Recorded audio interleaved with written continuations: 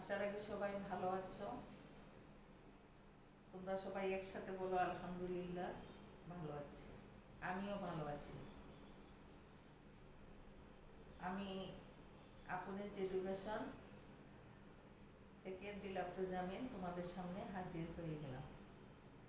গতদিনের ক্লাসে আমি তোমাদেরকে বলেছিলাম যে আমাদের আগামী ক্লাস হবে আগামী শনিবার, তাই আমি ঠিক টাইম মতো তোমাদের সামনে হাজির। তোমরা সবাই হাজির তো? ঠিক আছে, তাহলে আমরা সময় নষ্ট না করে আজকে আমাদের পরবর্তী ক্লাসে চলে যাই। গতদিন আমরা সব মুখে মুখে পড়েছিলাম এবং লাস্টে আমরা মুখে মুখে পড়া শেষ করে যেখানে গিয়ে বলেছিল যে পড়ো ও লেখো, সেই পৃষ্ঠা নাম্বার হচ্ছে ৮। সবাই পৃষ্ঠা নাম্বার ৮-এ চলে যাও। সবার বই বের করো এবং পৃষ্ঠা নাম্বার ৮-এ সবাই খেয়াল করো। আমি তোমাদেরকে বুঝিয়ে বলতেছি, তোমরা মনোযোগ সহকারে দেখো। এর আগে আমরা যতগুলা পৃষ্ঠা পড়েছি সেখানে কোথাও লেখার কথা বলে নেই, শুধু বলেছে ছবি দেখে পড়ো অথবা সংখ্যা মিলাও, এরকম।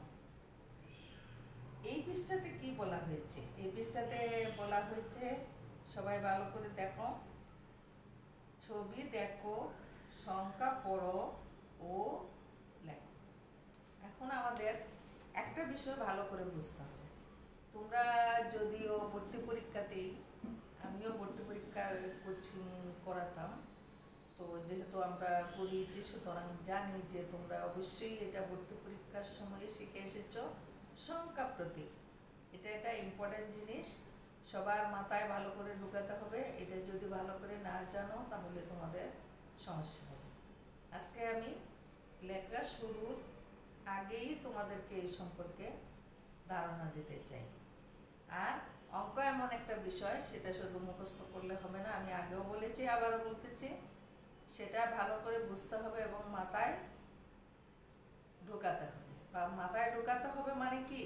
মানে হচ্ছে যাতে এমন জিনিস শিখবা, অঙ্কের এমন কিছু ব্যাপার আছে যেগুলা তোমাদের সারা জীবনের জন্য মাথায় রাখতে হবে, সারা জীবনের জন্য ওইগুলা কাজে লাগবে। এই সংখ্যা প্রতীকটা এমন একটা জিনিস। তো শুরু করি আমরা। তোমরা বোর্ডের দিকে লক্ষ্য করো সবাই। আজকে আমরা ফার্স্টে শিখব সংখ্যা প্রতীক। তোমরা নিশ্চয় এর আগে পড়ে এসেছো, ১ থেকে হয়তোবা ৫০, হয়তোবা ১০০ পর্যন্ত অনেকে লিখতে পারো ক্লাস 1-এর আগেই। কিন্তু এই ১ থেকে ১০০ হোক বা তার উপরে যত সংখ্যায় আসুক না কেন, সেগুলো তোমরা ধীরে ধীরে আগাবে। ক্লাস 2-তে গিয়ে আরও শিখবে, ক্লাস 3-তে গিয়ে আরও শিখবে, ক্লাস 4-এ গিয়ে আরও শিখবে।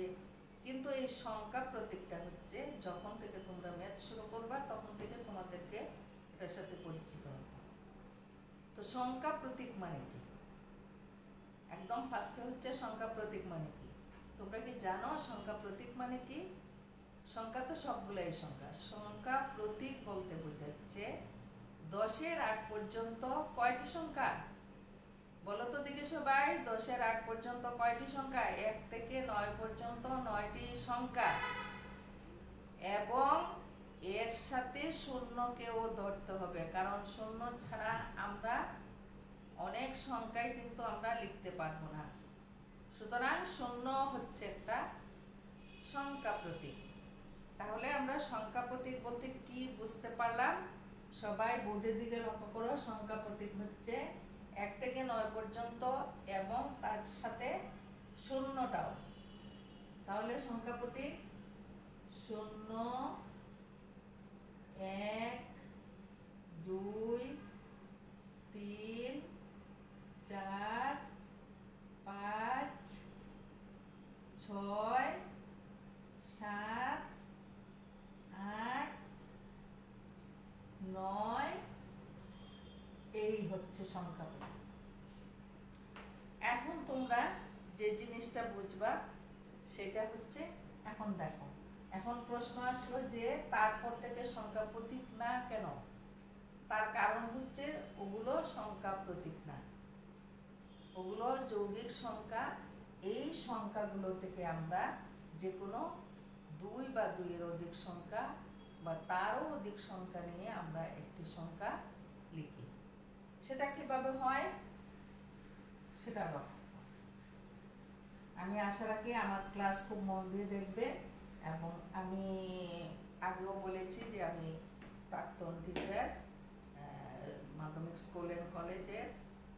তো আমার একটা ধারণা হলো যে আমি যতদিন স্কুলে পড়িয়েছি আমার বাচ্চারা মানে অঙ্ক ক্লাসে যারা মনোযোগ দিয়েছে তারা কিন্তু খুব ভালো করে অঙ্ক শিখতে পেরেছে।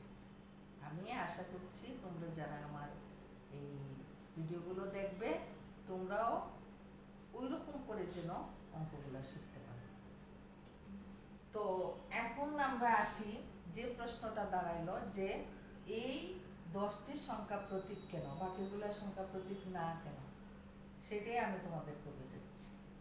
আমি যখন 9 এর পরে 10 লিখব, তোমরা যখন 10 লিখবা তখন এখানে কিভাবে লিখবা বলো? 10 তো সবাই জানো, ক্লাস 1 এর বাচ্চারা বাবুরা সবাই জানো 10 কিভাবে লিখে।